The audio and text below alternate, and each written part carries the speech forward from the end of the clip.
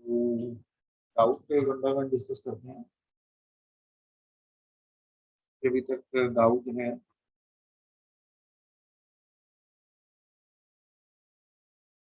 सबके क्लियर कर ले क्वेश्चंस, मैं देख पाऊँ टाइमली।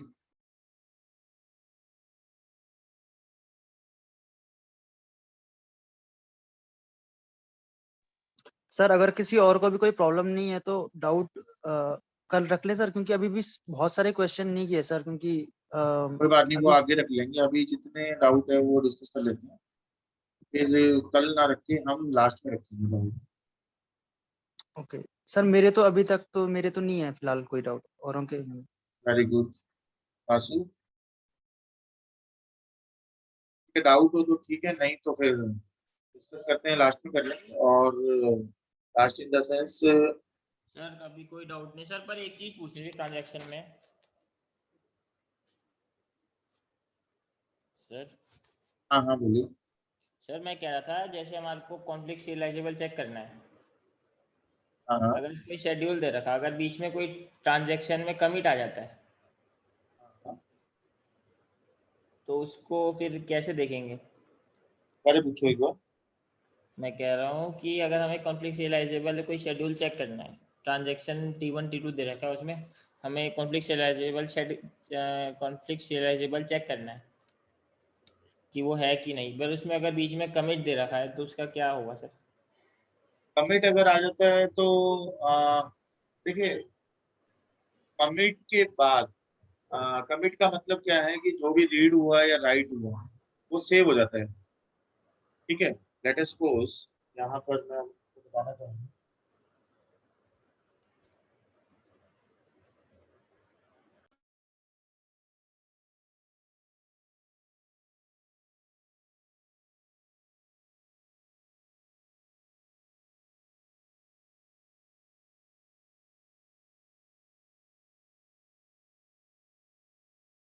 लेट अस सपोज यहाँ पर अगर मैं एग्जांपल लूँ, तो इस टाइप का कोई भी एग्जांपल है, like T1 and T2।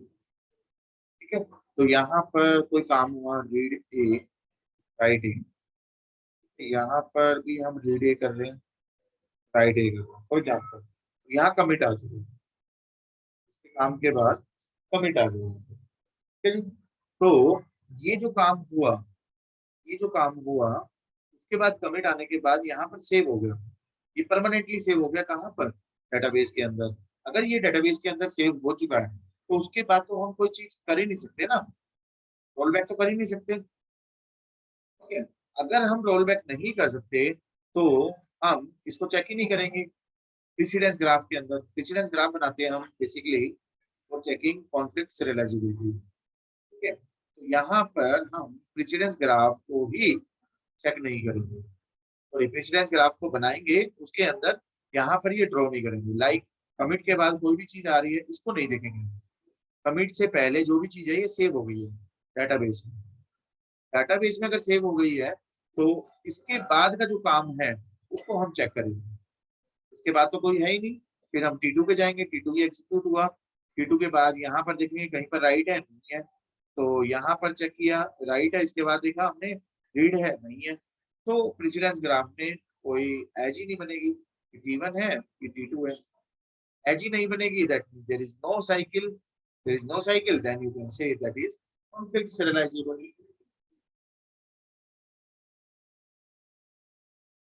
That is not conflict serializable. Sir sir sir जब कोई शेड्यूल कॉन्फ्लिक्ट सीरियलाइजेबल होता है तो अगर कोई शेड्यूल कॉन्फ्लिक्ट सीरियलाइजेबल है तो वो कंसिस्टेंट भी होगा ऑलवेज? कॉन्फ्लिक्ट सीरियलाइजेबल कंसिस्टेंट बिल्कुल होगा, बिल्कुल होगा। सर बट कुछ सीरियलाइजेबल वर्ड जहां है ना डियर, सीरियलाइजेबल का मतलब है चाहे वो कॉन्फ्लिक्ट हो चाहे व्यू हो, सीरियलाइजेबिलिटी का मतलब ही यही है कि हम उसको सीरियल शेड्यूल में चेंज कर पा रहे हैं, और serial schedule always give the consistent. Sir हाँ सर वो तो ठीक है, वो ये तो मैंने भी पढ़ा था, बट एक कुछ केसेस आ रहे हैं सर जहाँ पे कॉन्फ्लिक्ट सीरियलाइजेबल तो है बट वो कंसिस्टेंट नहीं है शेड्यूल। कंसिस्टेंट तो डेफिनेटली होगा भैया, कौन सा शेड्यूल है? प्रूफ मेरे को दिखाओ कोई चीज। यस सर, वो मैं अभी आपको अगली वीडियो में अगली क्लास में जब अब डाउट डिस्कस होंगे तब होंगे, क्योंकि मैंने अभी उसको नोट डाउन नहीं किया है। हाँ, 2-3 केस फंस रहे थे। देखो नोट डाउन से मैं शायद सेटिस्फाई ना हूँ, क्योंकि हाँ हाँ, विद, मतलब वही मैं आपको स्क्रीनशॉट दे दूंगा अगली बार, क्योंकि अभी मैंने हाँ लिए नहीं क्योंकि ना तो ऐसे ना नोट डाउन में आप गलती कर दो, मतलब मे हम्म। भी हो सकती है ह्यूमन मिस्टेक कोई भी, कि क्या पता आपका डाउट डाउट हो और आप लिखने में गलती कर रहे हो, तो मे बी वो डाउट है, ऑब्वियसली डाउट बन जाएगा। तो इसीलिए मैं वो मांग रहा हूँ। इससे क्या है कि मैं भी कोई भी चीज करता हूँ तो मैं हमेशा इसके साथ ही करता हूँ। इससे होता क्या है, प्रॉब्लम नहीं आती, कभी भी प्रॉब्लम नहीं आती। ठीक है।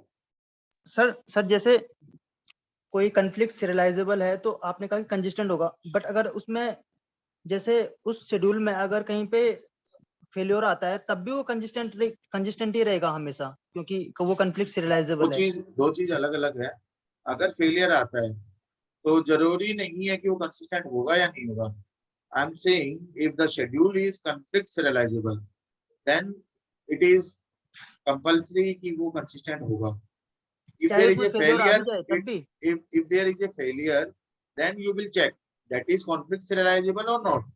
If it is, then that is consistent. If it is not, then you can't say that is consistent. अच्छा सर, मतलब जो कंफ्लिक्ट सीरियलाइजेबल होगा तो उस शेड्यूल में अगर कहीं पे फेल्योर आता भी है और वो कंफ्लिक्ट सीरियलाइजेबल है तो वो हमेशा कंसिस्टेंट ही रहेगा। बिल्कुल बिल्कुल। देखो कंसिस्टेंट का मतलब क्या समझते हो? कंसिस्टेंट का मतलब क्या है? सर डेटा आइटम्स का लॉस नहीं होना चाहिए। डेफिनेटली। अगर फेलियर हो रहा है और हमारे अमाउंट का कोई लॉस नहीं होगा, लाइक हम छोटा सा एग्जांपल ले, एक अकाउंट से दूसरे अकाउंट में भेज रहे हैं हम, एक अकाउंट से हमारा पैसा कट जाता है, दूसरे अकाउंट में नहीं आता, that is in the stage you can से इनकंसिस्टेंट। एक जगह से कट चुका है मगर दूसरी जगह क्रेडिट नहीं हुआ, that is the state is known as inconsistent. ठीक है। तो सेम ईयर, अगर फेलियर हुआ, फेलियर होने के बाद भी हमारा कोई लॉस नहीं हुआ, तो क्या कहेंगे उसको? कंसिस्टेंट ही कहेंगे। तो if there is a failure, that doesn't mean that always came in the form of inconsistent. If there is a failure, then you will check that is serializable or not. If it is serializable, doesn't matter that is the type of conflict or view. That is the second thing. If it is serializable, then you can say that is consistent. Doesn't matter if there is a failure or not. Condition is serializability. If there is a serializability exists in the schedule, doesn't matter कि उसके अंदर failure है या नहीं है. The point is serializable. Serializable means we can convert any non-serial schedule to any single serial schedule. Then you can say that schedule is serializable. अगर वो serializable है, फिर उसके बाद आता है कॉन्फ्लिक्ट है या व्यू है।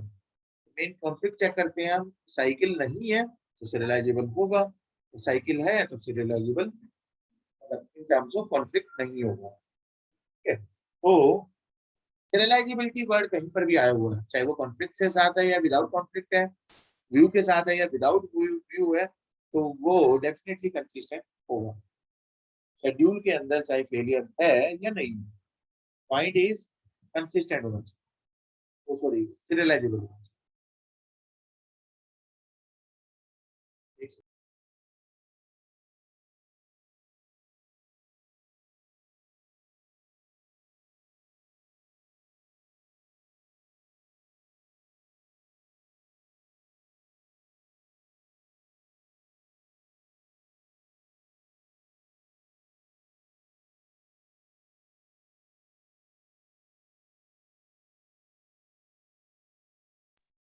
हाँ जी, क्लियर हो गया है।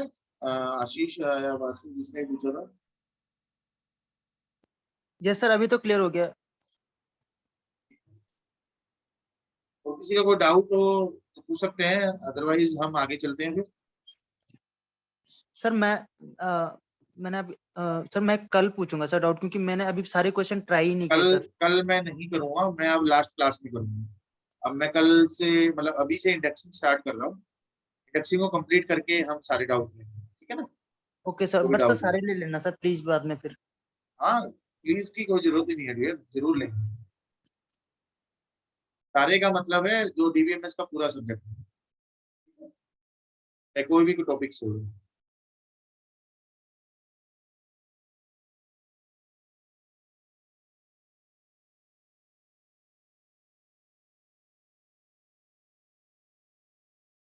आप लोगों की क्लास भी स्टार्ट होने वाली है शायद अब। मैसेज आया था ऑफलाइन भी क्लासेस स्टार्ट होने वाली है आई थिंक।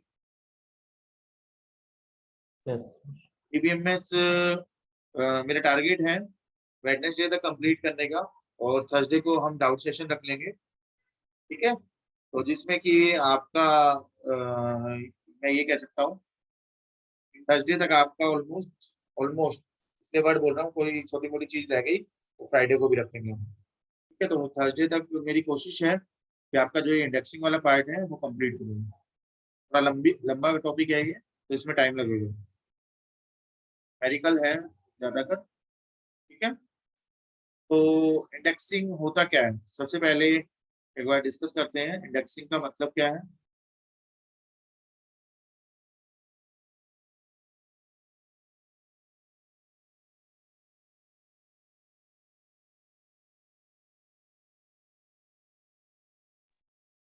बता सकते हैं इंडेक्सिंग का मतलब क्या है, क्या मीनिंग है इंडेक्सिंग। इंडेक्सिंग सबसे पहले हम डिस्कस करते हैं। अरेंज करना। अरेंज करना, बिल्कुल ये हो सकता है। व्हाई इंडेक्सिंग इज यूज्ड, सबसे पहले ये पढ़ते हैं हम, व्हाई इंडेक्सिंग इज यूज्ड। तो आपने ऑपरेटिंग सिस्टम आई थिंक पढ़ लिया है ना, I am wrong, not wrong, you have studied operating system right. Operating system में आपने एक पढ़ा होगा क्या, उसके अंदर आपने देखा होगा कि हम वहां पर जब एक्सेस करते हैं पेजेस को, वहां पर एक हार्ड डिस्क होती है, मेमोरी होती है आपकी। तो स्वैपिंग, पेज रिप्लेसमेंट टेक्निक आपने पढ़ी होगी। अगर हमारे पास अवेलेबल नहीं है, मेमोरी हमारी स्मॉल है, अगर वहां पर हमारा पेज अवेलेबल नहीं है, तो then we require some swapping technique. तो वहां से हार्ड डिस्क से वो डाटा लेके आता है, मेमोरी के अंदर डालता है, कोई स्पेस अगर उसके पास अवेलेबल नहीं है, वहां से एक पेज को हटाएगा, दूसरे पेज को इन करेगा, उसको बोलते हैं swap out and swap in. Same year इस टाइप से सबसे पहले पढ़ते हैं इंडेक्सिंग का यूज क्या है। तो अगर हम देखें तो हमारे पास एक सीपीयू है, दूसरा यहाँ पर आप लोगों को पता है कि रैम हमारी डिवाइडेड होती है, उसके बाद होता है हमारा secondary hard disk, secondary memory जिसको हम हार्ड डिस्क भी बोल देते हैं, in the form of secondary memory, ठीक है। तो आई थिंक आप लोगों को पता होगा ये हमेशा ब्लॉक्स में डिवाइड होते हैं। ब्लॉक मान के चलो B0, B1, B2 and B3, इस तरह से यहाँ पर डिवाइड होता है ये ब्लॉक्स की फॉर्म में। तो मैं आप लोगों को ये समझाना चाह रहा हूँ कि जब कभी भी इंडेक्सिंग का यूज क्या है, पहले उससे पहले एक बार समझ लेते हैं। कोई भी चीज हम एक्सेस करते हैं, सीपीयू की जो स्पीड है वो MIPS की फॉर्म में होती है, ठीक है, जो कि मिलियन इंस्ट्रक्शन पर सेकेंड हम बोल सकते हैं। तो सीपीयू का जो एक्सेसिंग स्पीड है वो थोड़ा सा या मैं कहूँ ये फास्ट होता है as compared to hard disk, ठीक है। तो उसके लिए हम यूज करते हैं रैम। रैम क्या है, थोड़ा स्पीड अप के लिए यूज करते हैं। जो हमारी मिसमैचिंग है, सीपीयू की स्पीड तो फास्ट है, हार्ड डिस्क की एक्सेस करने की स्पीड जो है वो से स्लो है। तो होता क्या है, इस स्पीड को, मिसमैच को रिमूव करने के लिए हम बीच में यूज करते हैं रैम। रैम आपने देखा होगा, रैम को बोलते हैं इंटरनल मेमोरी या प्राइमरी मेमोरी, ठीक है। अब आप याद करो कि रैम का काम क्या होता है, रैम का काम तो सिंपल, ये होती है वोलेटाइल मेमोरी। वोलेटाइल मेमोरी का मतलब होता है कि जो भी चीज आपने इसके अंदर डाला वो एक टेम्परेरी स्टोरेज है। अगर आपने वो चीज हार्ड डिस्क पे नहीं डाली हुई और लाइट अगर चली जाती है, आपका पावर बैकअप नहीं है, तो होगा क्या, आपका जो भी डाटा है वो लॉस हो जाता है, ठीक है। तो इसी चीज को हम सेव करने के लिए हम जो भी डाटा होता है हम कहाँ पर डाल देते हैं, हम डाल देते हैं आपका हार्ड डिस्क के अंदर। अब कोई भी चीज को एक्सेस करना है, मान लो सीपीयू को एक्सेस करना है हार्ड डिस्क के अंदर, उसकी स्पीड तो स्लो है और इसकी स्पीड फास्ट है।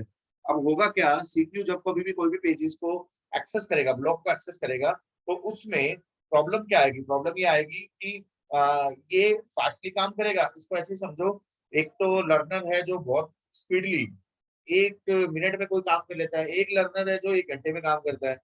तो वो 1 मिनट वाला तो 59 मिनट्स बेटर रहेगा, सोचता रहेगा कि ये जब तक ये काम ये करेगा नहीं तब तक मैं आगे नहीं बढ़ सकता। अगर दोनों ही एक एक काम को कंप्लीट करेंगे तभी आगे बढ़ पाएंगे। तो कंडीशन इस तरह की लगा दी तो बहुत बड़ी प्रॉब्लम हो जाएगी। ठीक है, तो इस चीज को इस तरह से हम समझते हैं कि यहाँ पर होता क्या है कि कोई भी हार्ड डिस्क के अंदर सारा डाटा हमारा पड़ा होता है। आपको ये भी आइडिया होगा, हार्ड डिस्क का जो स्पेस है वो ज्यादा होता है। फॉर एग्जांपल 1 टेराबाइट रैम का जो साइज है, जैसे कि आप देखते होंगे मोबाइल के अंदर भी रैम हमारी बहुत कम होती है। 4 GB 8 GB इस टाइप की साइज की हम लैपटॉप में भी यूज करते हैं।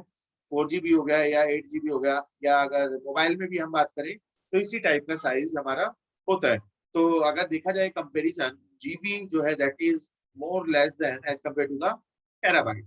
सो बेसिकली मैं ये चीज समझाना चाह रहा हूँ आपको कि यहाँ पर कोई भी चीज हमें एक्सेस करनी है तो उसमें हमारा टाइम बहुत ज्यादा, सॉरी स्पीड जो है बहुत ज्यादा हमारी लॉस हो जाती है। तो इस चीज को ओवरकम करने के लिए रैम यूज की गई, मगर रैम का जो साइज है वो बहुत कम होता है as compared to the hard disk. तो होगा क्या, अब होगा क्या, जैसे कि इसको एक छोटे से एग्जांपल से लेते हैं कि ब्लॉक का साइज, मान के चलो ये एक ब्लॉक है B0 B1 B2, इस तरह से हम ब्लॉक्स में डिवाइड कर लेते हैं। तो ब्लॉक का साइज है, फॉर एग्जांपल रैंडमली हम एक साइज लेके चल रहे हैं, ब्लॉक साइज है मान के चलो 100 रिकॉर्ड्स।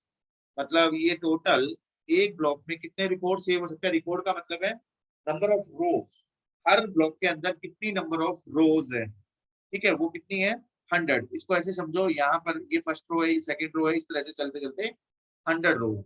ठीक है, इसी तरह से B1 के अंदर, B2 के अंदर, B3 के अंदर टोटल हमारे पास मान के चलो टोटल रिकॉर्ड है 10,000। 10,000 रिकॉर्ड्स हमारे पास है, एक ब्लॉक का साइज है 100 रिकॉर्ड्स।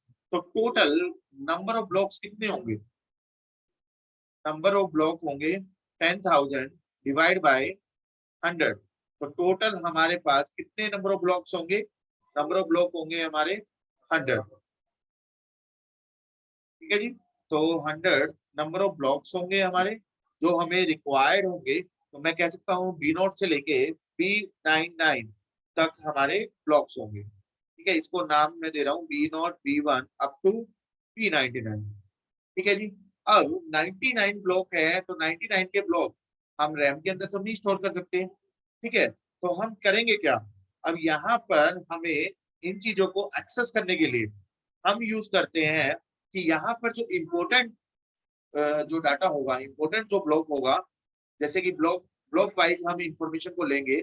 यहाँ पर इंफॉर्मेशन स्टोर होगी सीरियल नंबर वाइज, तो इंफॉर्मेशन को स्टोर करेंगे। फॉर एग्जाम्पल यहाँ पर पहला ब्लॉक का हमने इंपॉर्टेंट इंफॉर्मेशन ले ली, वो कैसे होगी वो आगे पढ़ेंगे। अभी तो मैं एक ब्रीफ आइडिया दे रहा हूँ, इसको आप न्यूमेरिकल ना समझ के इसको आप सिंपल सा एक कंसेप्ट समझिए कि कंसेप्ट हमें रैम की क्यों रिक्वायरमेंट है, इंडेक्सिंग की क्यों रिक्वायरमेंट है।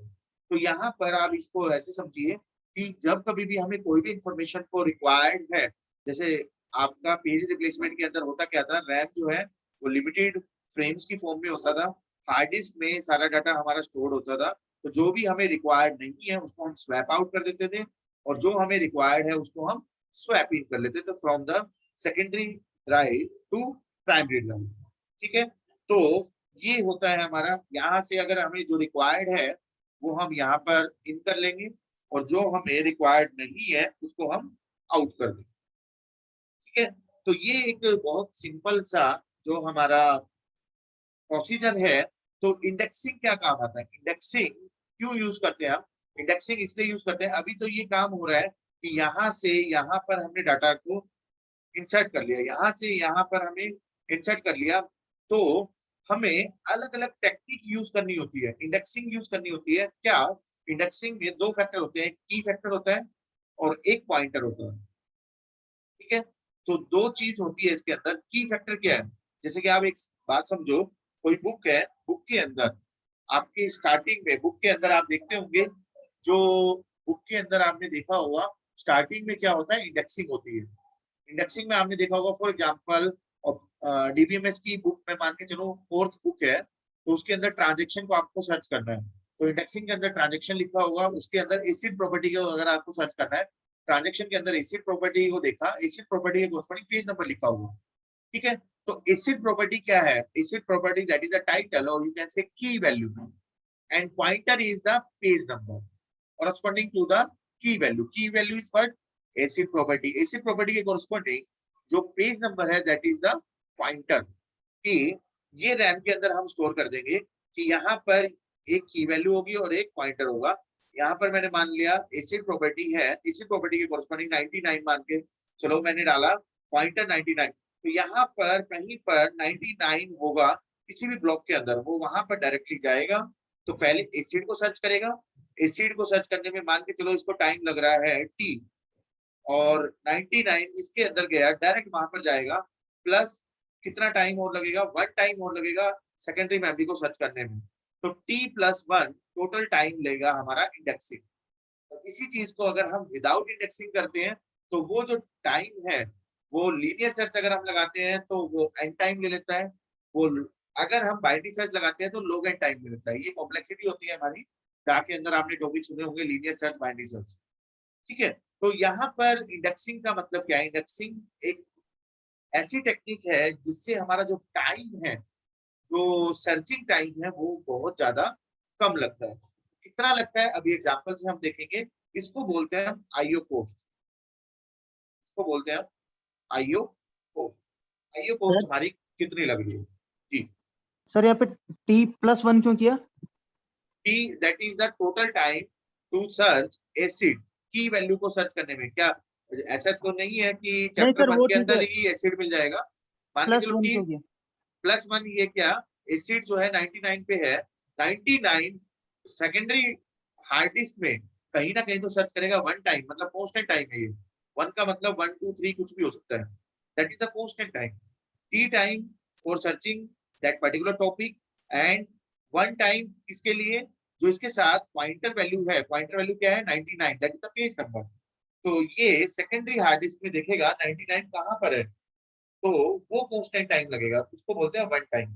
तो T+1 टाइम इसमें सर्च करने में लगेगा, इसको बोलते हैं हम T+1 for searching any topic, any you can say any particular thing that you want to search by using indexing।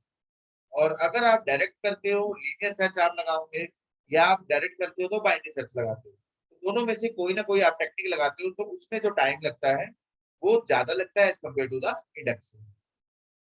ठीक है, तो अभी हम डिटेल में पढ़ेंगे न्यूमेरिकल के साथ, तब ज्यादा क्लियर होगा। अभी तो मैं एक जस्ट ओवरव्यू से दे रहा हूँ आपको कि क्या होता है इंडेक्सिंग। किसी को डाउट इसमें, किसी और को डाउट? अब थोड़ा सा एक छोटा सा एग्जांपल ले लेते हैं, ज्यादा क्लियर हो जाएगा कि मैं इसमें क्या समझाना चाह रहा हूँ आप लोगों को। तो यहाँ एक छोटा सा सेम एग्जांपल में हम दोनों कंसेप्ट को समझ लेते हैं। फॉर एग्जांपल न्यूमेरिकल जो वैल्यू है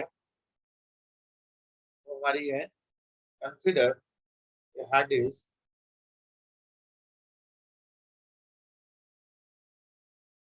consider a hard disk in which block size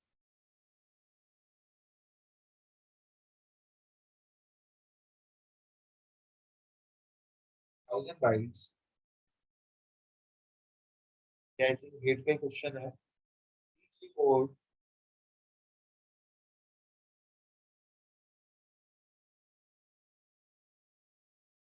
as of size 250 bytes,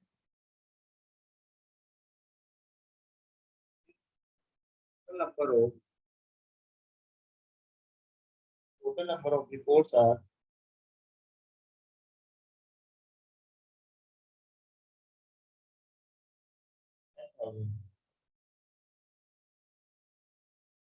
and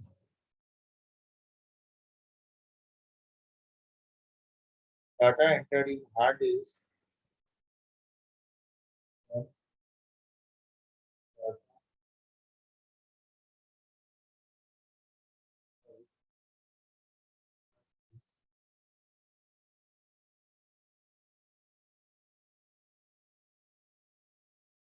how can you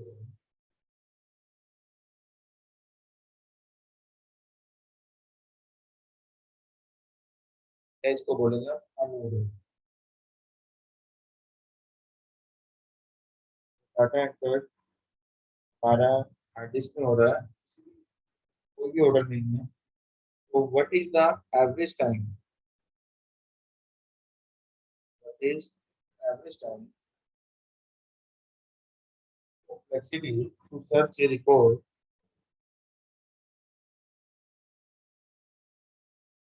complexity to search a record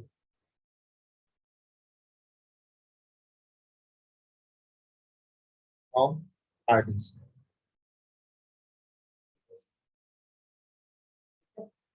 पहले हम देखते हैं कि क्या कहना चाह रहा है, कैसे हम इसको सॉल्व करेंगे। सबसे पहले आपको अभी मैंने बताया CPU है,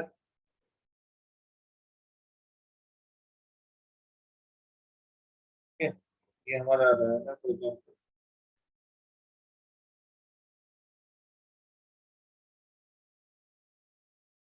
हार्ड डिस्क,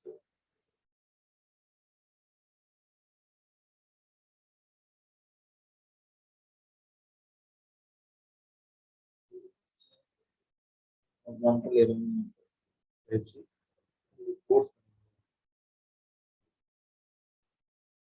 तो देखिए यहाँ क्वेश्चन में क्या गिवन है, एक हार्ड डिस्क है इसके अंदर ब्लॉक साइज जो है 1000 बाइट्स है और हर एक रिकॉर्ड का जो साइज है वो 250 बाइट है। टोटल नंबर ऑफ रिकॉर्ड कितने हैं 10,000। तो वन बाय वन इसको सोल्व करते हैं। तो हमने देखा था अगर हमें number of records find out करने हैं हर ब्लॉक के अंदर तो कितने होंगे, पहले ये निकाल लें कितने ब्लॉक्स की रिक्वायरमेंट है हमें, नंबर ऑफ ब्लॉक्स कितने रिक्वायर्ड होंगे, नंबर ऑफ ब्लॉक्स कितने रिक्वायर्ड होंगे हार्ड डिस्क के अंदर, total number of value, total number of value कितनी है 10,000, टोटल नंबर ऑफ रिकॉर्ड्स कितने हैं 10,000 डिवाइड बाय ब्लॉक का साइज कितना है, ब्लॉक का साइज यही होगा, बता सकते हैं ब्लॉक का साइज निकालेंगे क्या निकालेंगे। देखिए नंबर ऑफ ब्लॉक निकालने हैं तो हमें क्या पता होना चाहिए, नंबर ऑफ ब्लॉक 10,000 रिकॉर्ड्स है, एक ब्लॉक में कितने रिकॉर्ड्स हो सकते हैं, एक ब्लॉक के अंदर कितने रिकॉर्ड आ सकते हैं, ये गिवन है कहीं पर, ब्लॉक का साइज गिवन है, अगर नंबर ऑफ रिकॉर्ड्स तो गिवन नहीं है एक ब्लॉक के अंदर कैसे निकालेंगे हम number of records, 1000 upon 250 byte. Very good, number of records हम एक ब्लॉक में we can put in each block,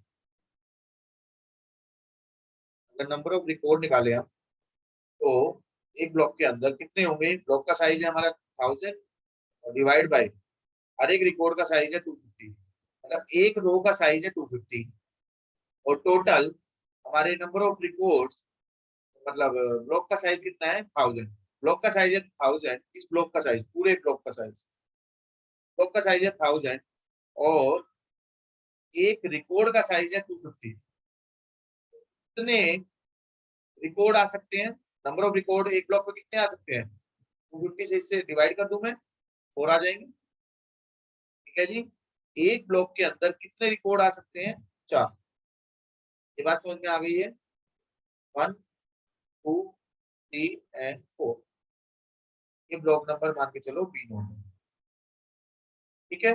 अब नंबर ऑफ ब्लॉक्स कितने रिक्वायर्ड होंगे हार्ड डिस्क में, कितने ब्लॉक्स बनेंगे डिवाइड बाय 4 कर दूं मैं,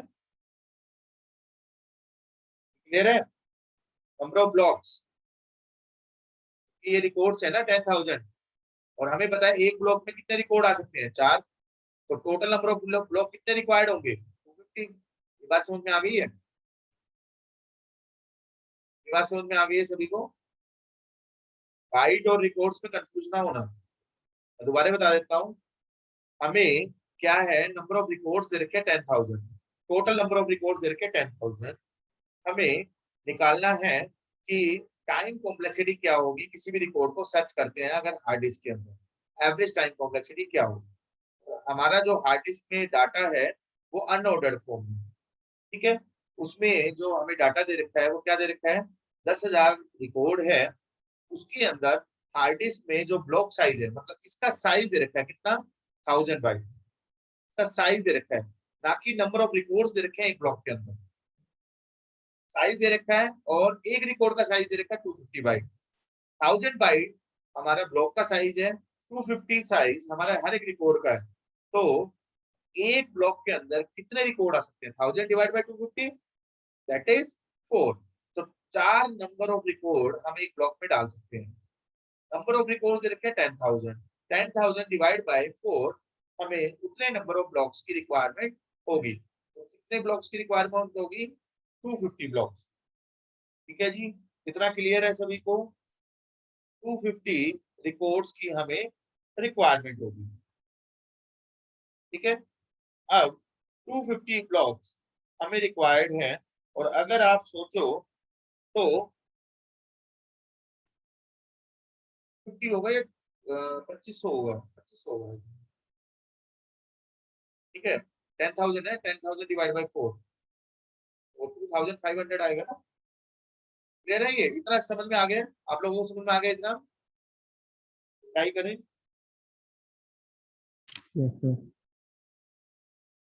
गुड, तो 2,500 हमारा आ गया। अब हमें एक चीज गिवन है क्या, कि ये अनऑर्डर्ड है, ये चीज हमें गिवन है, ये चीज गिवन है हमें कि ये अनऑर्डर्ड है भाई, और एवरेज टाइम कॉम्प्लेक्सिटी हमें निकालनी है किसी भी रिकॉर्ड को सर्च करने के लिए फ्रॉम द हार्ड डिस्क। अब बता सकता है कोई, यहाँ पर 2500 ब्लॉक है, उसमें हमें कोई भी रिकॉर्ड सर्च करना है, 2500 ब्लॉक है हार्ड डिस्क के अंदर, हमें कोई भी रिकॉर्ड सर्च करना है, ठीक है, तो इसमें टाइम कितना लगेगा, एवरेज टाइम कॉम्प्लेक्सिटी पूछी है, सिंपल क्वेश्चन बन गया है। अगर आपको एवरेज टाइम का थोड़ा सा भी आइडिया होगा तो बहुत इजीली इस क्वेश्चन को सॉल्व कर लूंगा। बता सकता है कोई, sir n/2। n/2, very good Vasu. तो बेसिकली एवरेज टाइम कॉम्प्लेक्सिटी होगी, सिंपल सी बात है, इसने क्या कहा, अनऑर्डर्ड। ये बहुत लॉजिकली क्वेश्चन है। अनऑर्डर्ड का मतलब क्या है, कि आपकी जो लिस्ट है वो किसी भी ऑर्डर में हो सकती है, वो वैल्यू जो है इस फॉर्म में भी हो सकती है, 250, 125, 100, फिर 150, 151, कोई भी ऑर्डर हो सकता है उसका। ठीक है जी, वैल्यू जो है वो सर हम अनऑर्डर्ड इसमें में ब्लॉक है। देखेंगे या रिकॉर्ड देखेंगे? ब्लॉक्स, ब्लॉक्स, सर ब्लॉक हमें लेके जाएगा। हाँ, ब्लॉक्स सर को ब्लॉक सर्च करेंगे अनऑर्डर्ड हम। होंगे या रिकॉर्ड अनऑर्डर्ड होंगे इसमें? क्या होंगे, ब्लॉक अनऑर्डर होंगे या रिकॉर्ड अनऑर्डर होंगे? रिकॉर्ड तो रिकॉर्ड, सीरियल वाइज रिकॉर्ड, होंगे ना। रिकॉर्ड अनऑर्डर्ड होंगे। देखिए आप यहाँ पर लिखा हुआ है data entered in hard disk, जो डाटा उसके अंदर एंटर्ड है विदाउट एनी ऑर्डर, ठीक है। ब्लॉक का जो नंबर होंगे, देखिए हम सर्च करते हैं ब्लॉक, ब्लॉक के अंदर रिकॉर्ड्स होते हैं, ठीक है। तो हम पहले तो ब्लॉक पे पहुंचेंगे ना, उस पर्टिकुलर ब्लॉक पे, उस पर्टिकुलर ब्लॉक पे पहुंचेंगे, एक ब्लॉक के अंदर 4 रिकॉर्ड है, तो कांस्टेंट को हम नहीं तो इग्नोर सर कर ब्लॉक देते हैं। नहीं, सर तो फिर ब्लॉक जो होगा ब्लॉक के अंदर भी अनऑर्डर्ड होंगे। हाँ डेफिनेटली, ब्लॉक के अंदर ही अनऑर्डर्ड होंगे ब्लॉक। देखिए एक ब्लॉक में 4 रिकॉर्ड है, अब रिकॉर्ड तो किसी भी फॉर्म में हो सकता है ना, वो ब्लॉक में होगा या हार्ड डिस्क में होगा, हार्ड डिस्क के अंदर ब्लॉक है, ब्लॉक के अंदर रिकॉर्ड है। तो सर ये तो सर्च करने में बहुत ज्यादा टाइम नहीं लेगा। हाँ बिल्कुल लेगा, तो सिंपल सा, पहले तो आप ब्लॉक को सर्च करो ना, उसके बाद रिकॉर्ड को सर्च करोगे। तो ऑब्वियसली यहाँ पर हम जो एवरेज टाइम कॉम्प्लेक्सिटी लेते हैं, ये राउंड फिगर में चलता है हमेशा। तो हम जो सर्च करेंगे, रिकॉर्ड को सर्च करना है, तो बेसिकली ब्लॉक को सर्च करेंगे पहले, एवरेज टाइम, एवरेज टाइम क्या होगा हमारा, लीनियर सर्च है, लीनियर सर्च में टाइम जो लगता है वो वर्स्ट केस में कितना लगता है, वर्स्ट केस में लगेगा हमारा एन। एन होता है जिसमें हम बोलते हैं कि वर्स्ट केस में मान के चलो आपको 100 रिकॉर्ड सर्च करने हैं, 100 के 100 में आपको वो डाटा नहीं मिला, लास्ट रिकॉर्ड पे मिला, वो वर्स्ट होता है, बिल्कुल खराब केस। ठीक है। एवरेज केस होता है जिसमें हम मान के चलते हैं एवरेज क्या क्या होगा, n/2। एवरेज केस कितना होगा हमारा, n/2। n क्या है हमारा ब्लॉक यहाँ पर 2500 divide by 2, that is approximately हमारा आ जाएगा 1250। ये कांस्टेंट वैल्यू है, कांस्टेंट वैल्यू कुछ भी हो सकती है, मतलब हम राउंड फिगर में मान के चलेंगे n/2 टाइम लगेगा। n/2 कांस्टेंट को हम इग्नोर कर देते हैं, जिससे हम कह देते हैं order of n time. This is the average time. इसमें हमें ब्लॉक देखना है, रिकॉर्ड देखना है? अरे डियर, ब्लॉक और रिकॉर्ड में कंफ्यूज क्यों हो रहे हो? मैंने क्या कहा है, ब्लॉक को हम सर्च करेंगे, देखेंगे हम रिकॉर्ड, मगर पहले ब्लॉक पे तो पूछे हम। आपको किसी अपने घर का एड्रेस देना है, पूरी बात सुनो पहले। अपने किसी घर का एड्रेस देना है, अगर आप मान के चलो देहरादून रहते हो, तो पहले वो कहाँ पर आएगा, देहरादून के अंदर किसी पर्टिकुलर एड्रेस पे तो आएगा। देहरादून क्या है, एक हार्ड डिस्क है, उसके अंदर आप किसी एरिया में रह रहे हो, तो उस एरिया को देखेगा ना पहले वो। तो ब्लॉक पे तो पूछो पहले। अब ब्लॉक के अंदर 4 रिकॉर्ड है, तो 4 रिकॉर्ड में मैक्सिमम टाइम कितना लगेगा, 4 ही तो लगेगा। मैक्सिमम टाइम कितना लगेगा, पहले तो ब्लॉक को आप सर्च करोगे कि कौन से ब्लॉक में, ये ब्लॉक को सर्च करेगा बेसिकली। रिकॉर्ड का मतलब है हम एवरेज टाइम ले रहे हैं, हम एग्जैक्ट टाइम ले रहे हैं। एवरेज टाइम का मतलब समझ रहे हो, या वर्स्ट टाइम का मतलब समझते हो? ये सर एन का मतलब ये नहीं है, एन। एन का मतलब एन नहीं होता, n-2 होता है। कॉम्प्लेक्सिटी का मतलब होता है कि हमेशा अप्रोक्सीमेट टाइम देना, एग्जैक्ट टाइम नहीं देता कभी भी। नहीं, वो तो सर आपकी बात ठीक है सर, आपने यही तो बोला कि ब्लॉक के अंदर भी अनऑर्डर्ड नहीं है ना, मतलब ऑर्डर नहीं है। तो शेल ब्लॉक, वाइज एक ब्लॉक में है कितनी वैल्यू, 4 है। बस। मैक्सिमम टाइम कितना लगेगा, एवरेज टाइम अगर निकाले 4/2, या मैक्सिमम n लगेगा। और में आ रहे, इसीलिए तो ये बोल रहा है ऑर्डर ऑफ n टाइम लगेगा, मैक्सिमम ही लेके चलता है हमेशा। सर अच्छा, अगर उसको नहीं किसी ले रहा है। रिकॉर्ड को सर्च करना है तो पहले हमें ये तो पता होना चाहिए ना कि वो कौन से ब्लॉक में है। बिल्कुल। तो सर फिर पहले तो डायरेक्ट रिकॉर्ड की बात क्यों कर रहे हैं, पहले तो हमें ब्लॉक सर्च करना पड़ेगा ना। अरे तो उसके डियर, लिए ये एक अप्रोक्सीमेट वैल्यू है। पहली चीज तो हमें ब्लॉक भी अगर देखना है तो ब्लॉक कोई सा तो होगा, क्वेश्चन में गिवन होगा। यहाँ क्वेश्चन में गिवन थोड़ा ना है, रिकॉर्ड हमें सर्च करना है, उसकी टाइम कॉम्प्लेक्सिटी बतानी है हमें। तो ये वैल्यू थोड़ा ना दे रखी है, वहां पर ऑप्शन में पता क्या देंगे आपको, ए एन टाइम लेगा, बी आपका log n टाइम लेगा, ठीक है, सी एन स्क्वायर टाइम लेगा, डी नन ऑफ दीज होगा। इसमें क्या दोगे आप आंसर? हाँ सर ये तो समझ में आ गया, मेरे समझ में ये नहीं आया कि जब भी हम सर्च करते हैं तो पहले हम तो रैम में देखेंगे ना सर, हम सेकेंडरी मेमोरी की तरफ तो जाएंगे नहीं, अगर रैम में नहीं मिला अरे तो डियर, यहाँ पर लिखा क्या है, हार्ड डिस्क का एवरेज टाइम क्या होगा, तो कंसेप्ट समझाया था मैंने। ये हार्ड डिस्क, सीपीयू और रैम, ये तो एक सिंपल सा कंसेप्ट समझाया था। मतलब रैम में हम सर्च ही नहीं करेंगे, सीधे हम हार्ड डिस्क की तरफ जाएंगे। रैम में सर्च करेंगे, ये एक नॉर्मल कंसेप्ट है। नॉर्मल कंसेप्ट का मतलब है विदाउट इंडेक्सिंग, ये विदाउट इंडेक्सिंग समझा रहा हूँ मैं, इंडेक्सिंग वाला कंसेप्ट नहीं आया है। इंडेक्सिंग में हम रैम को यूज करेंगे, यही तो बेनिफिट है उसका। Okay sir. ठीक है? अभी मैं यहाँ लिखना भूल गया, मैं ये विदाउट इंडेक्सिंग, इंडेक्सिंग का बेनिफिट क्या होगा वो मैं आगे बताऊंगा अभी। तो मैं बहुत सिंपल सा एक कंसेप्ट बता रहा हूँ। अब मान के चलो यहाँ पर अनऑर्डर्ड की जगह होता है ऑर्डर्ड। फॉर एग्जाम्पल ऑर्डर लिखा है, तो ऑर्डर्ड में क्या होता है, ऑर्डर्ड का मतलब है कि यहाँ पर जो वैल्यू है वो ऑर्डर्ड फॉर्म में है। तो सर फिर वैल्यू बाइनरी जो है, सर्च लगता है इसमें? हाँ, फिर बाइनरी सर्च लगता है, और बाइनरी सर्च का जो एवरेज टाइम है वो कितना होता है, log n। नहीं इस सर, आपका ये वाला कॉन्सेप्ट तो समझ आ गया सर, आपने अनऑर्डर्ड में बोला कि ब्लॉक में भी ऑर्डर में नहीं होगा। हाँ तो जैसे आप मान के चलो सर, हमारे पे सिर्फ 26 रिकॉर्ड है, हाँ ठीक है सर, और सर हमारे पे 4 ब्लॉक है। हेलो हाँ हाँ, बोलो बोलो।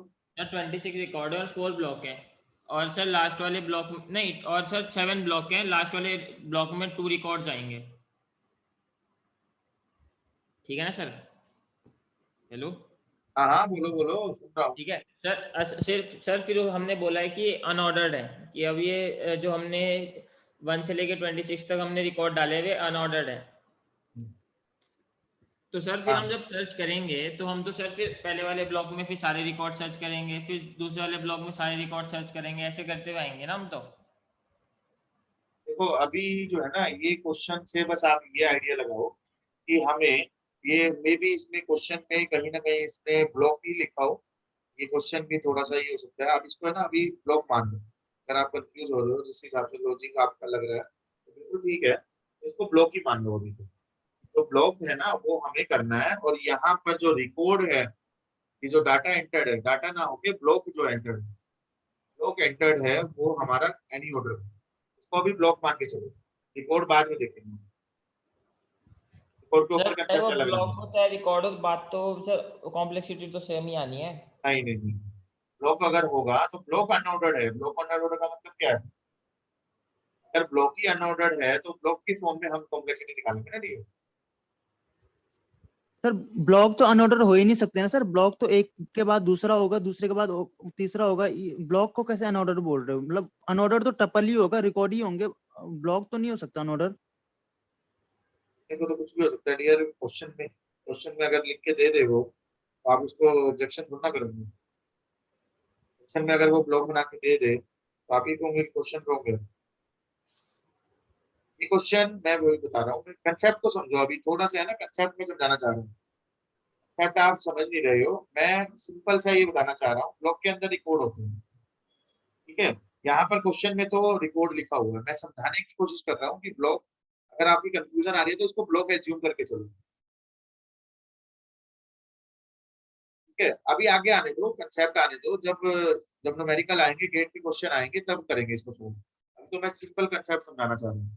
सर ऑर्डर्ड में आप log 2n कैसे बोल रहे हो? बाइनरी सर्च कैसे? की कॉम्प्लेक्सिटी होती है डियर। तो बाइनरी सर्च कैसे कैसे लग रहा है इसमें? ऑर्डर्ड में हमेशा बाइनरी सर्च लगते हैं। लीनियर सर्च और बाइनरी सर्च पता है? हाँ सर पता तो है, बट ये इम्प्लीमेंट कैसे हो रहा है यहाँ पे, ये नहीं पता चल रहा है।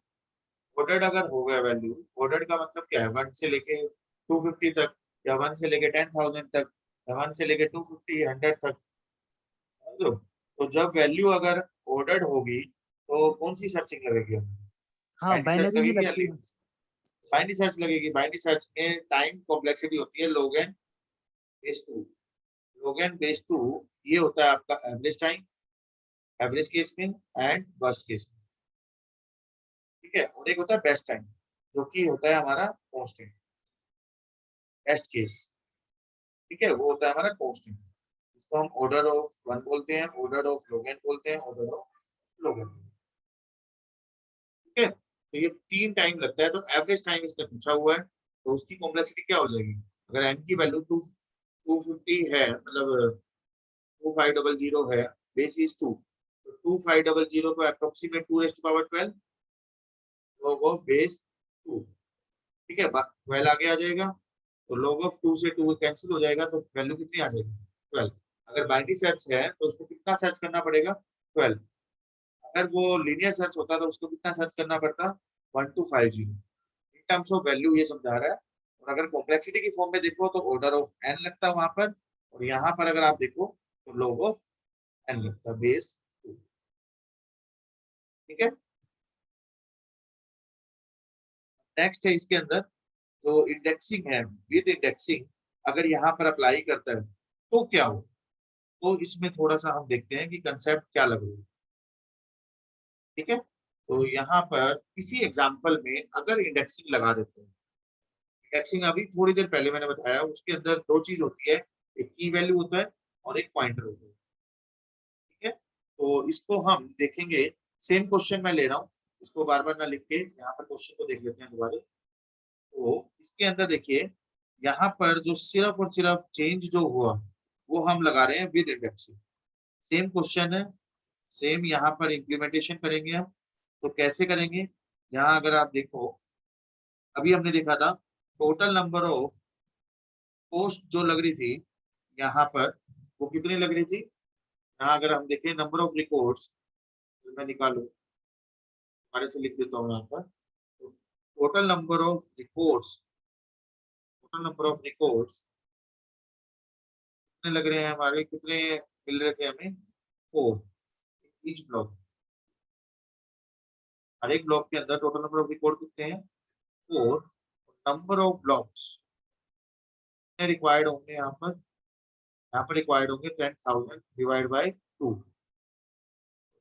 तो दैट इज इक्वल टू 2500। ठीक है, तो अभी मैंने बताया था जब हम इंडेक्सिंग लगाएंगे विद इंडेक्सिंग, ये तो था ऊपर जो हमने क्वेश्चन सोल्व किया था वो विदाउट इंडेक्सिंग था, यहाँ विद इंडेक्सिंग अगर करते हैं, ठीक है, तो उसके अंदर हम दो चीज यूज करते हैं। एक थोड़ा सा मैं कंसेप्ट बता देता हूँ, dense and sparse. Dense and sparse, dense क्या होता है, डेंस का मतलब होता है कि जो हार्ड डिस्क है आपकी, ये हार्ड डिस्क है और ये है आपका इंडेक्स टेबल, यहाँ पर इंडेक्स टेबल बनाते हैं। इसके अंदर दो चीज होगी, एक की वैल्यू होगी और एक होगा आपका पॉइंट। अभी मैंने बताया था इंडेक्स में हम क्या लिखते हैं, की वैल्यू एंड पॉइंट है। ठीक है, तो जो डेंस होता है, डेंस क्या करता है, ये ब्लॉक्स की फॉर्म में डिवाइड है, मान के चलो ये पहला ब्लॉक है, ये दूसरा ब्लॉक। ठीक है, तो यहाँ पर जो भी वैल्यू रखी हुई है, यहाँ पर वैल्यू रखी हुई है, मान के चलो 1 2 3, अगली वैल्यू है 4 5 6। तो डेंस में जितने भी रिकॉर्ड यहाँ पर है, सारे के सारे रिकॉर्ड यहाँ पर स्टोर होंगे, होता है डेंस। क्या मतलब कि जितने भी रिकॉर्ड्स यहाँ पर है वो सारे के सारे एज इट इज उसकी एक एक कॉपी हमारी इंडेक्स टेबल में होगी, उसको बोलते हैं हम डेंस। बट स्पार्स क्या होता है, स्पार्स कहता है कि हमारे पास इतना स्पेस नहीं है, तो हर एक ब्लॉक की वेरी फर्स्ट वैल्यू जिसको हम लीडर बना देंगे, तो यहाँ पर ये जो की वैल्यू है ये यहाँ स्टोर होगी, यहाँ पर 1 होगा, यहाँ पर 4 होगा। ये होता है स्पार्स। स्पार्स का मतलब है कि जहां पर जो वैल्यू है वो हर एक ब्लॉक की वेरी फर्स्ट वैल्यू जो होती है वो यहाँ पर हम एक लीडर की फॉर्म में उस ब्लॉक का लीडर बना देते हैं। उस ब्लॉक का मालिक जो है वो ये, उसकी वैल्यू हम यहाँ पर स्टोर कर देते हैं इंडेक्स टेबल पे। सेम ईयर पहले वाला ब्लॉक का भी लीडर था 1, उसको हमने स्टोर कर दिया। ये होता है स्पार्स। ये टेक्निक है, दो टेक्निक है अलग अलग इंडेक्सिंग के अंदर। ठीक है, तो डेंस का मतलब होता है जितनी भी वैल्यू यहाँ पर स्टोर है, सारी की सारी वैल्यू कहाँ पर स्टोर होगी, इंडेक्स टेबल के अंदर। ठीक है, इतना समझ में आ गया। सर सर जैसे आपने कहा ना कि स्पार्स में हर एक मतलब ब्लॉक का जो स्टार्टिंग होगा वो स्टोर होगा, तो उससे हम अगर ऑर्डर्ड हुआ कि ये जो ऑर्डर में ही होता है हमेशा हमेशा ऑर्डर में होगा सर। इंडेक्सिंग। हाँ, इंडेक्सिंग हम ऑर्डर में ही लगाते हैं। ये वाला डेंस और स्पार्स नहीं हमेशा होगा, नहीं होगा वो आगे देखेंगे, अलग अलग टेक्निक है उसकी, टाइप ऑफ इंडेक्सिंग है, मगर ऑर्डर में ही हम अप्लाई करते हैं ये वाला जो कंसेप्ट है। इसके अंदर हम एक चीज एक्स्ट्रा है विद इंडेक्सिंग में, यहाँ पर गिवन होगा आपको क्या कि इंडेक्स टेबल का जो साइज है, इंडेक्स टेबल का साइज, इंडेक्स टेबल का जो साइज है वो 20 बाइट है, जिसके अंदर हम की वैल्यू और पॉइंटर स्टोर करें। क्वेश्चन में सिर्फ ये चीज ऐड हुई है पिछले वाले क्वेश्चन में जब हम इंडेक्सिंग लगाएंगे, और बिल्कुल है, बिल्कुल सेम क्वेश्चन है जो पिछला क्वेश्चन था। ठीक है, आप क्या पूछ रहे थे।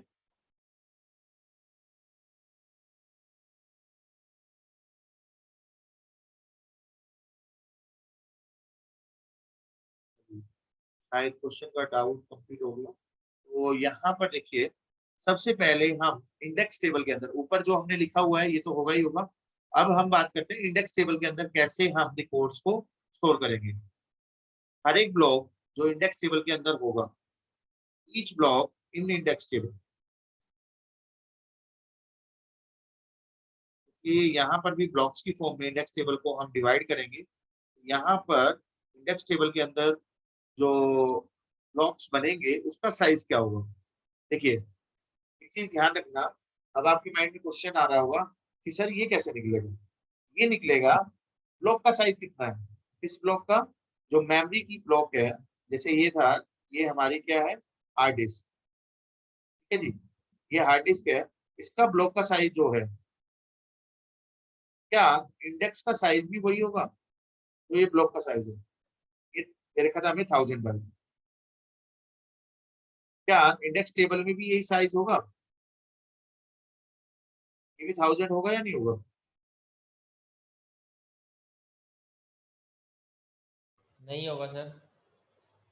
ये नहीं होगा, क्यों? सर वहाँ पे तो हम वैल्यू स्टोर करा रहे हैं ना, बस उसकी ब्लॉक की। हाँ, ब्लॉक की वैल्यू स्टोर कराएंगे ना इंडेक्स टेबल में हम, ये तो इंडेक्स हमें टेबल के पूरा अंदर भी डेटा। ब्लॉक्स की फॉर्म में ही डिवाइड होगा। नहीं सर इंडेक्स वो तो। टेबल के अंदर भी ब्लॉक्स की फॉर्म में ही डिवाइड होगा। हार्ड डिस्क, आप इसको ऐसे ही समझो ना, एक पेज है, पेज टेबल आपने देखी, यहाँ पर इंडेक्स टेबल है। पेज टेबल क्या होता था? पेज टेबल में आप यहाँ पर डिवाइड करते थे, ऑपरेटिंग सिस्टम में आपने देखा होगा, ये होती थी आपकी जो सेकेंडरी मेमोरी होती थी, वहां पर मेन मेमोरी, वहां पर जो जो भी वैल्यू आप डालते थे, क्या इसका साइज और इसका साइज सेम होता था, नहीं होता था?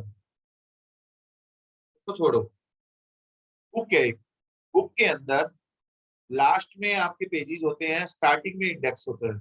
क्या इंडेक्स का साइज, इंडेक्स जो बुक का साइज है, बुक के अंदर इंडेक्स जहां पर बना हुआ है उसका जो साइज है और जो आगे कंटेंट है उनके पेज के साइज क्या अलग अलग होते हैं? एक बुक के अंदर स्टार्टिंग में 3-4 पेज इंडेक्शन के देखते होंगे आप, लास्ट में कंटेंट देखते होंगे, स्टार्ट हो जाता है चैप्टर वाइज। क्या हर पेज का जो साइज है और जो इंडेक्सिंग का पेज का साइज है वो क्या सेम होता है या अलग होता है? सेम होता है।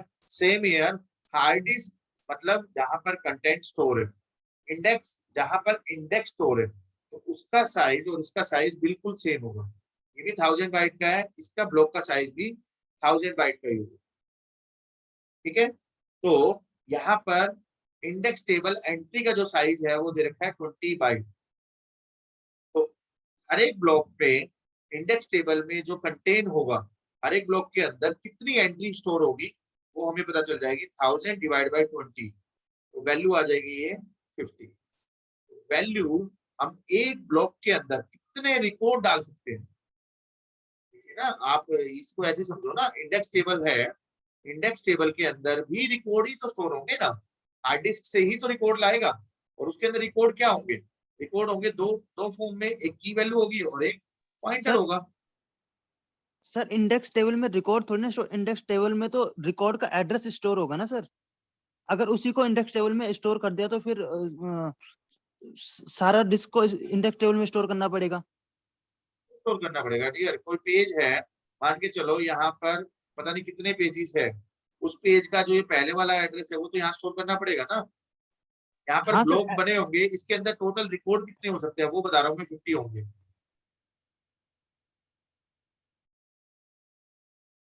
भाई पूरी बुक के अंदर 400 पेज है, तो 4 पेज नहीं होंगे आपके इंडेक्स के अंदर? उसको चैप्टर वाइज डिवाइड नहीं करोगे, एक चैप्टर में कितने कंटेंट होंगे वो बता रहा हूँ मैं यहाँ। कंफ्यूज क्यों हो रहे हो तुम लोग? क्या कंफ्यूजन कहाँ है? इससे रिलेट कर रहे हो चीजों को? सर आपने कहा था ना कि रिकॉर्ड जितने इंडेक्स टेबल में रिकॉर्ड उतने ही होंगे जितने सेकेंडरी मेमोरी में होंगे, मतलब पेज में होंगे। तब मैं कंफ्यूज हुआ क्योंकि नहीं, इंडेक्स टेबल मैंने तो। दो टेक्निक का मीनिंग बताया था, शायद आप उसको मैच कर रहे हो। स्पार्स का मतलब क्या है, जितनी वैल्यू यहाँ पर है वो सारी की सारी यहाँ पर होगी, वो होता है स्पार्स। तब तो उस केस में इंडेक्स टेबल का size equal to hard disk का साइज हो जाएगा, in case of sparse. In case of dense में जितना ब्लॉक है, ये ब्लॉक का साइज है 1000 बाइट, उसमें 4 रिकॉर्ड है, पहला रिकॉर्ड यहाँ पर होगा, यहाँ पर इसका पहला रिकॉर्ड होगा।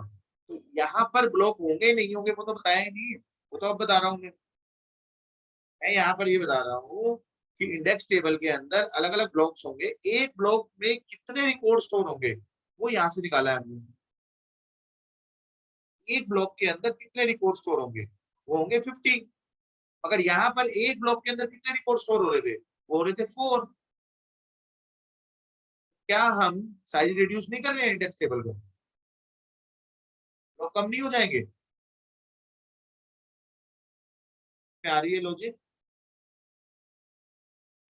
Yes sir.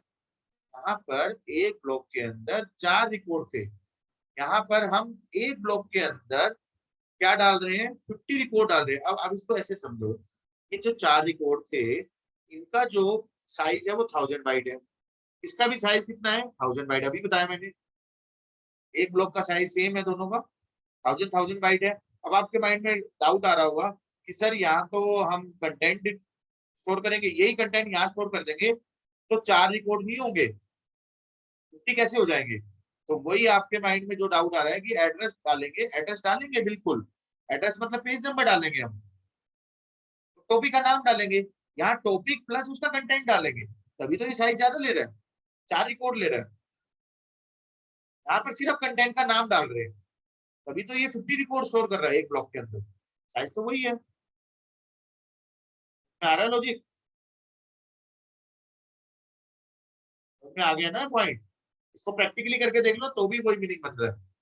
यहाँ पर सिर्फ टॉपिक का नाम डाल रहे हैं, वहां पर हम टॉपिक के साथ कंटेंट डाल रहे हैं। अगर आप प्रैक्टिकली सोचो तो टॉपिक के साथ कंटेंट डाल रहे हैं तभी तो 4 रिकॉर्ड स्टोर हो रही है 1000 बाइट में। यहाँ पर 1000 बाइट के अंदर 50 रिकॉर्ड स्टोर हो रहे हैं। बेसिकली इसको रिकॉर्ड बोल रहे हैं आप। रिकॉर्ड का मतलब है सिर्फ की वैल्यू, उसके कॉरस्पॉन्डिंग पॉइंटर वैल्यू, मतलब वो कौन से एड्रेस पे स्टोर है वो वैल्यू। ठीक है, तो यहाँ पर देखिए जो हमने 50 वैल्यू निकाली है, 50 वैल्यू निकालने के बाद यहाँ अगर आप देखो तो टोटल हर एक ब्लॉक के अंदर, ईच ब्लॉक के अंदर index table, each block in index table,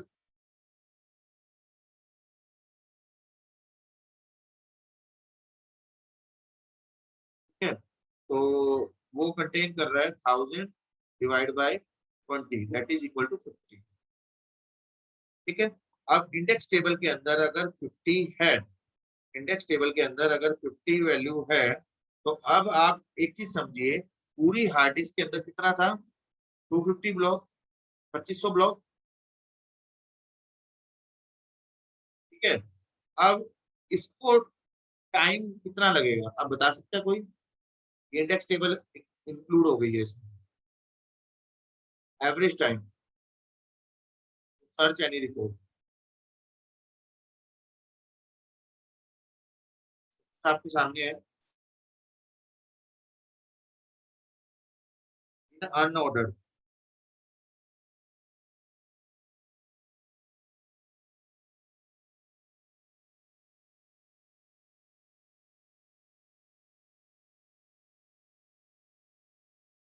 average time to search any report 2500 block है हार्ड डिस्क के अंदर। ठीक है, और यहाँ पर 2500 रिकॉर्ड है और हर ब्लॉक के अंदर 4 रिकॉर्ड स्टोर हो रहे हैं।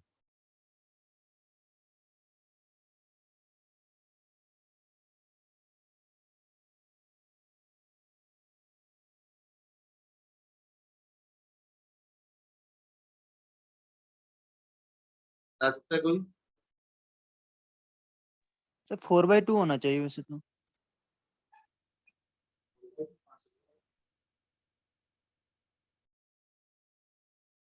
4/2 कहाँ से मिले? क्योंकि सर ब्लॉक तो उसे इंडेक्स टेबल से पता चल जाएगा जिस ब्लॉक में जाना है। अब जहाँ पे जाना है उस 4 रिकॉर्ड में कहाँ पे जाना है उससे कांस्टेंट टाइम लगना चाहिए सर वैसे तो। 250, ये 2500 डिवाइड बाय 50 नहीं लगेगा, तो से जीरो कैंसिल हो गया, यहाँ पर नहीं लगेगा, कितना लगेगा बता सकते हैं, 4/2 तो नहीं होगा।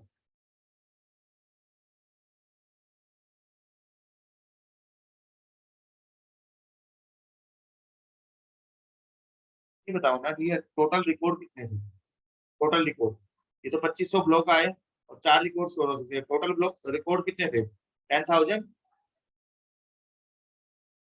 थे या नहीं थे टोटल, डिवाइड बाय क्या करूं मैं, क्या करूं,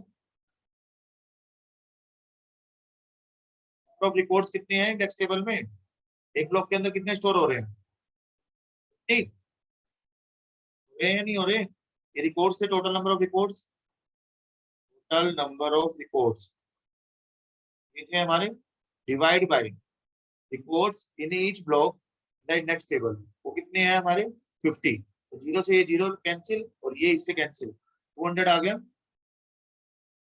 टोटल। अगर हम देखें तो हमें कितने ब्लॉक एक्सेस करने होंगे, 200 ब्लॉक एक्सेस करने होंगे, बात समझ में आ रही है, इंडेक्स टेबल के अंदर 200 ब्लॉक एक्सेस करने होंगे, मगर हार्ड डिस्क में अगर देखें तो टोटल कितने एक्सेस करने पड़ रहे थे, जब हमने विदाउट इंडेक्सिंग लगाया था तो वहां पर कितने ब्लॉक एक्सेस करने पड़ रहे थे, 2500। अगर टाइम देखें ऑब्वियसली ये हमारा क्या होगा ऑर्डर्ड, अगर ऑर्डर की बात करें, ऑर्डर की बात करें तो कितना टाइम लगेगा, log 200 बेस 2 प्लस 1, तो हो गया बाइनरी सर्च टाइम, प्लस 1 किस लिए, जो वो पॉइंटर एक्सेस कर रहा था। तो अगर आप ये देखो यहाँ पर तो टोटल टाइम हो जाएगा log ऑफ 2, अपर बाउंड लेते हैं हम, ठीक है, तो 2 रेज़ टू पावर कितना हो जाएगा 8 प्लस 1, 8 आगे आ जाएगा, अपर बाउंड लिया है ना हमने, 2 रेज़ टू पावर 7 से कम ज्यादा है, 2 रेज़ टू पावर 8 से कम है, तो अपर बाउंड लिया हमने, 8 आगे आ जाएगा, 8 plus 1 that is equal to 9 in case of order, order की मैं बता रहा हूँ।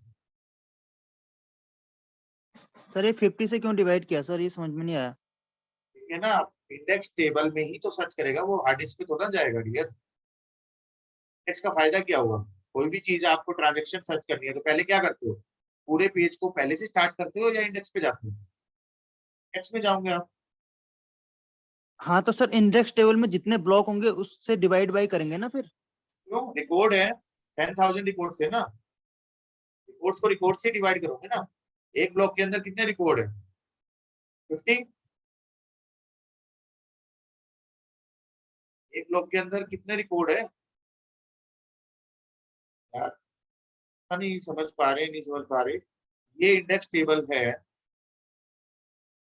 इंडेक्स टेबल है, तो ये ब्लॉक्स है, इसके अंदर 50 रिकॉर्ड्स है, इसका फायदा ही क्या हुआ फिर, अगर हम इसको इससे डिवाइड नहीं करेंगे 4 से डिवाइड कर लो फिर, 250 2500 कितने ब्लॉक्स को एक्सेस करेंगे हम, ये देखो ब्लॉक है, कितने ब्लॉक हमें सर्च करने होंगे, ब्लॉक की तो हमारा टाइम कॉम्प्लेक्सिटी बता रहा है शुरू से, कितने ब्लॉक हम एक्सेस करें, एक ब्लॉक के अंदर कितने रिकॉर्ड हमने स्टोर कर रखे हैं 50, ठीक है, तो हमें मैक्सिमम कितने ब्लॉक बनाने पड़ेंगे इंडेक्स टेबल के अंदर 200।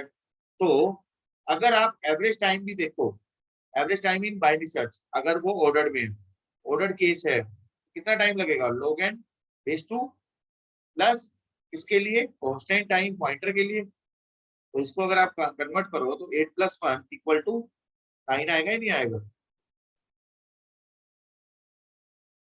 समझ में आया नहीं आया,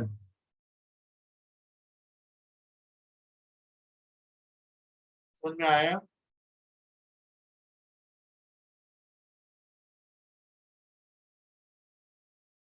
आकांक्षा, अरविंद, श्रेय, आपको समझ में आया।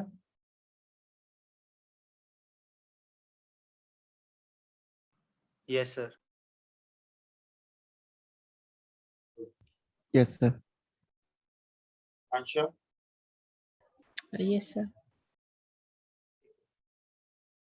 चलिए तो आज की क्लास इन पर ही कंप्लीट करते हैं एक बार, क्योंकि मेरे को लग रहा है कि और भी न्यूमेरिकल करूंगा और कंफ्यूजन होगी, ये सारे ही न्यूमेरिकल बेस्ड है इंडेक्स, ठीक है, थोड़ा सा एक बार खुद से पढ़ लेना तो ज्यादा ये क्लियर होगी, बहुत छोटी सी चीज बताई थी वैसे मैंने, पता नहीं क्यों कंफ्यूजन है, या मेरे को लगता है कि शायद आशीष और वासु ज्यादा दिमाग लगाते हैं, आशीष ज्यादा लगाता है, पता नहीं क्यों नहीं समझ में आता है आप लोगों को, हर चीज पे क्वेश्चन होते हैं।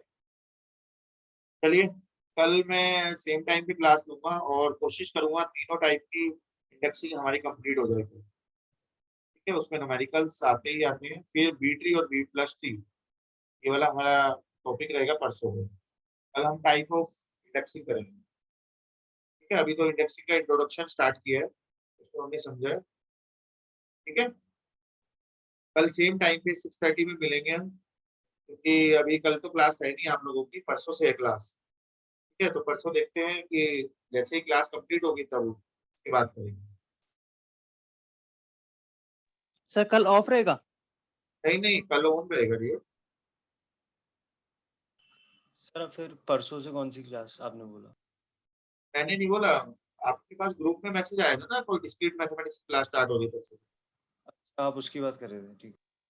मैं ये कह रहा हूँ अगर वो 5 o'clock स्टार्ट होगी तो जरूरी थोड़ा ना 1 घंटे 1.5 घंटे में खत्म हो जाएगी 6:30, फिर क्या पता आगे बढ़ाना पड़ेगा। ये कह रहे हैं हाँ सर, ठीक बात कह रहे हैं। ना, क्योंकि कल तो आप लोगों की क्लास नहीं है ना उसकी, इसकी एडीडीबीएमएस की रखो 6:30। ठीक है, चलिए फिर कल मिलते हैं। और कल हम टाइप ऑफ इंडेक्सिंग करेंगे। थोड़ा सा पढ़ लेना पहले से, मेरे को लग रहा है कि डाउट काफी रहते हैं क्लास में, थोड़ा सा पढ़ लोगे तो डाउट कम रहेंगे। उसके बाद परसों हम बी ट्री और बी प्लस ट्री करेंगे, दोनों टॉपिक रिलेटेड है इसलिए बी प्लस ट्री और बी ट्री दोनों हम करेंगे परसों। और उसके बाद हम डाउट सेशन करेंगे। ठीक है, सर आप टीआरसी नहीं पढ़ाओगे, टपल कैलकुलस रिलेशन? नहीं सर बट वो भी तो आता है। तो 1-2 क्वेश्चन आते हैं बस, वो कराऊंगा रिलेटेड क्वेश्चन, मतलब कंसेप्ट। ठीक है,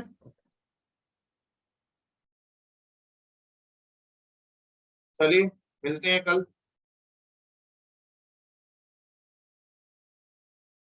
okay, good night. Yes, sir.